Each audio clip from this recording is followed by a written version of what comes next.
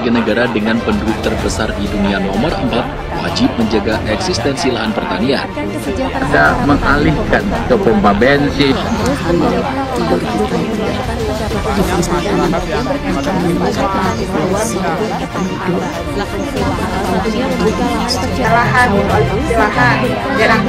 Indonesia, Menteri Pertanian mengeluarkan sikap tegas Mengalihkan Indonesia ke pompa bensin. penduduk terbesar di dunia nomor 4, wajib menjaga eksistensi lahan pertanian.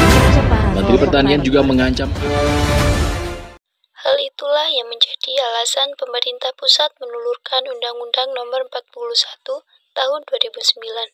Isinya tentang perlindungan lahan pertanian pangan berkelanjutan, yang mengatur penetapan lahan abadi agar terlindungi dari upaya alih fungsi.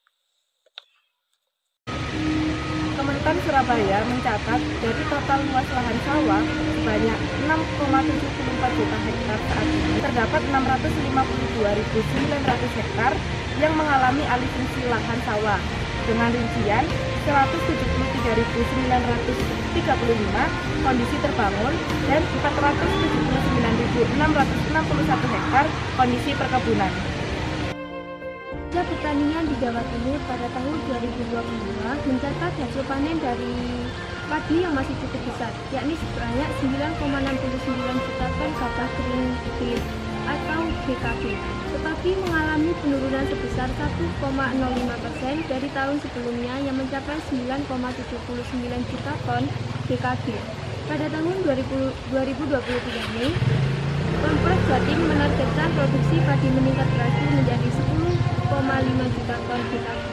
Sebagai negara agraris yang kaya dengan lahan yang luas dan subur, bangsa ini mengimpor berbagai bahan pangan, mulai dari beras, daging, buah, sayuran, hingga bawang putih.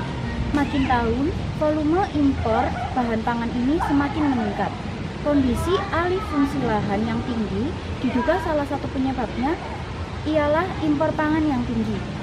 Impor bahan pangan saat ini membuka peluang bagi kita untuk dijajah dengan gaya yang modern, yaitu ketergantungan pada pangan. Ketika pangan sudah terjajah, sulit bagi kita untuk terlepas dari jeratnya. Sini saya akan menjelaskan tentang pengertian alih fungsi lahan. Alih fungsi lahan atau disebut juga sebagai konversi lahan merupakan perubahan sebagian dari seluruh fungsi lahan dari fungsi semula menjadi fungsi yang lain dan memengaruhi lingkungan dan potensi lahan itu sendiri.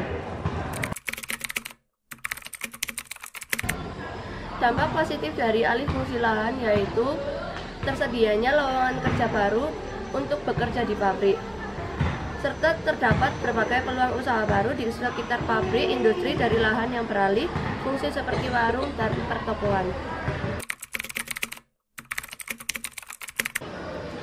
Kemudian ada dampak negatif dari alih fungsi lahan sawah, yaitu menurunkannya produksi bahan pangan yang dapat mengancam terwujudnya ketahanan pangan. Selain itu juga dampak negatifnya kurangnya lahan pertanian, kawasan pemukiman yang menjadi padat, berkurangnya hasil pertanian, dan berkurangnya lapangan kerja pertanian, serta berkurangnya area resapan air. Hal inilah yang menyebabkan terjadinya banjir dan kekeringan. Perlu adanya pengendalian guna mencegah perubahan alih fungsi lahan pertanian ke non-pertanian dan mencapai target ketahanan pangan. Pemerintah tidak hanya dapat sebatas himbauan maupun basa-basi saja. Langkah konkret pertama yaitu pemerintah pusat dan daerah segera melakukan inventarisasi secara menyeluruh di mana saja dan luas lahan produktif yang masih tersisa saat ini. Yang kedua, pemerintah pusat dan diikuti dengan pemerintah daerah segera menyusun regulasi tentang alih fungsi lahan kaitannya dengan arah program ketahanan pangan masa depan.